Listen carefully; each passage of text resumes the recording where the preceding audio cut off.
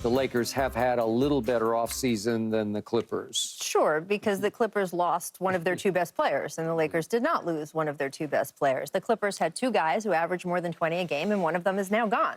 So, yes, I would think that that is a rougher offseason. But I do also agree that it has not been a stellar offseason for either team.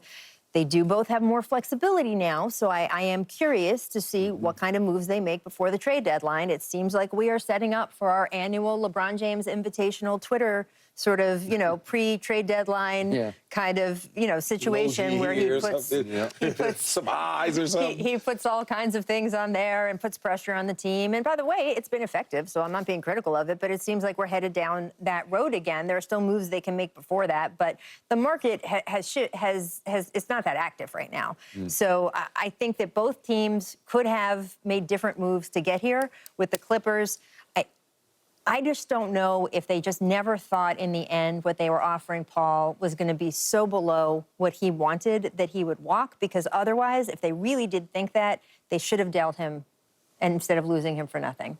But I think they kept thinking through the season they were going to be able to reach an agreement, and it became very obvious by the end they weren't. Misplayed their hand, and I kept telling you the entire time when you were saying, Rachel, based on your information, that he did not want to leave Los Angeles. He did not want to leave Los Angeles. He didn't want to leave, but he wasn't going to play for $60 million over 2 years. That's what he wasn't going to do. And then when you initially gave him that offer, it ticked him off to the point where there's no return. You know how it is. Somebody lowball you and you looking at it, and then all of a sudden you want to come up a couple months later and say, okay, we'll give you 150, we'll do it. It's like, nah, never mind. Now, in terms of the grade, D-, I give them a fail. I give the Clippers a flat-out fail because they lost, like you said, a 20-point guy, an all-star. They lose. I don't care what anybody say. A healthy Kawhi, yes, he's better than Paul George. To this much. It's not like this. Because if it was like this, the Sixers wouldn't have said, come to us and help us try to defeat Boston, and we got $200+ million for you. Just come to us. He would have never got that. They calculated and made a mistake. First of all, they should have signed Paul George, because if you know that your star player is always hurt, what are the chances that he's going to get $150 million on the open market with constant knee issues come postseason? Chances are you probably could have got him after you signed Paul George to whatever, 150. You could have probably got Kawhi to take a little bit less, even more, because of his injury history. So you miscalculated that. You lose Paul George. In terms of the Lakers, I mean, Taurean Prince and Spencer Dinwiddie, you could say that basically is a wash with Dalton Kincaid. I mean, you could say that's a wash because he's playing pretty good. He is. Pick up summer league basketball. He got a nice stroke and a shot. He's made for that. And he's made for that. Then Spencer Dinwiddie, you picked up in the middle of the season somewhere, and he's kind of long in the tooth. And then you pick up a little bit of a young Bronny James that becomes a project. So I wouldn't just smash him at a D. I mean, I would just basically say it's probably a C, you know, because what else are they going to do at 17? Yeah. This draft wasn't loaded with anything. What are they going to do at 17? They got what they could get. They got a projected top 10 pick at 17. They did. It was a steal.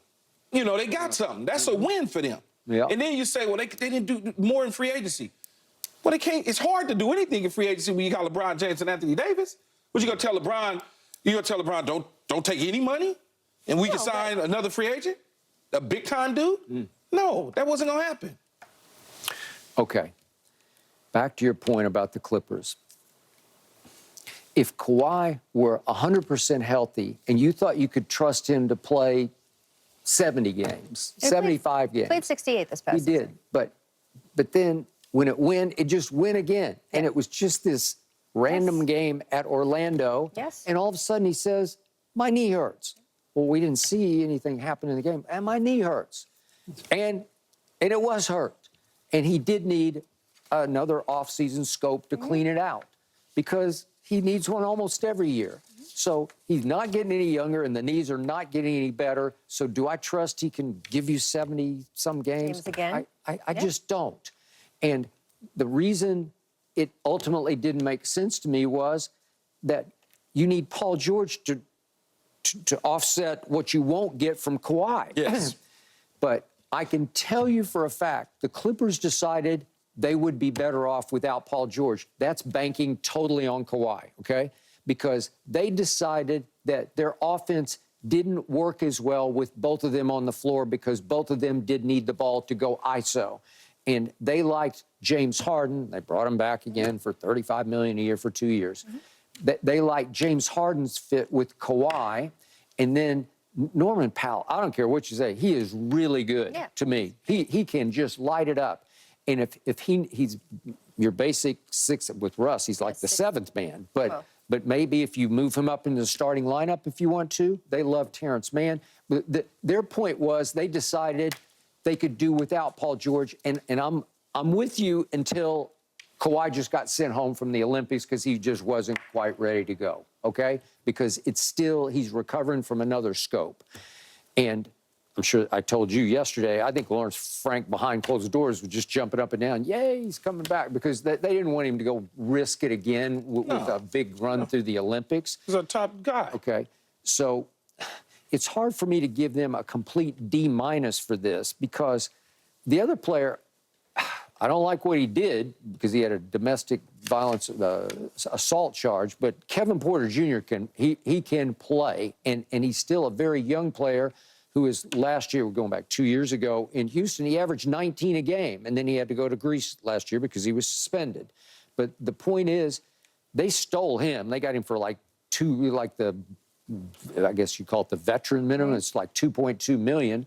So I don't think they're a bad team. In fact, I could see them back into the playoff team. They added Derrick Jones Jr., who played very well. He's maybe not a 3-and-D guy. He's a D guy. I'm not But sure all them names you just named, those kids, none of them is Paul George. No, and by the way, I would disagree that they thought they were better off without Paul George. They tried to keep him. They just didn't do it at the pace that Paul George would have wanted or any player of that caliber would have wanted, and they got burned. They could have did it at a different pace, starting at a different number. Well, that's what I mean, though. They didn't come right out of the bat and say, great, here's what we can pay you, Kawhi.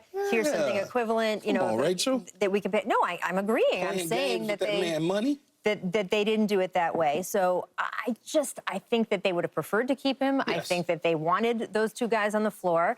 And we just have to look at this experiment that the Clippers have had these past 4 or 5 years and say, okay, this didn't work. I think Paul's a great fit in Philadelphia. I'm excited for that.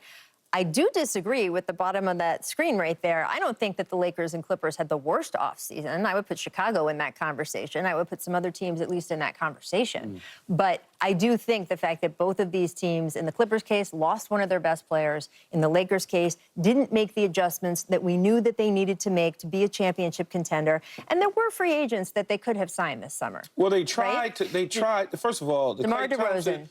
The Klay Thompson situation needed to be a trade for him to even be able to get to the Lakers. The Golden State Warriors was like, we had that guy. We don't want Russ. What we gonna do with him? Y'all trying to pawn him off on us? Never mind. Then when you say the Murray situation, I don't know. You probably know more than me. I would think that they would have had somewhat of an inside track to get him based on his agent and the whole relationship with the Lakers. But they didn't have enough to go get him. They did not. They didn't have enough. There's nothing that Atlanta said we want back. So you look at that. Then who else? We wanted the big. The big was going to get more money somewhere else than what we could offer him. So he decided to go to another place. They could have made room for that. They could have made room for DeMar DeRozan. And by the way, LeBron came out and said he would have taken less money for either of those guys. I don't know that DeMar DeRozan personally. I don't know that he wanted, much as he is from L.A., I don't know that he wanted to be on this Laker team with this current roster. I don't know that. He strongly considered it. And he does want to be back here. I think that is important to him, but clearly something else was more important to him. And he's still in California. Klay, I still can't believe he chose Dallas over Lakers. I just can't believe it. If Chris Haynes is accurate, and he always is. The money wasn't that different. Chris said the money was a little higher offered by the Lakers. Okay, so I know state tax would knock out some of that in Texas, but man, I don't know. Okay, up next, Young Money joins us to debate Bronny.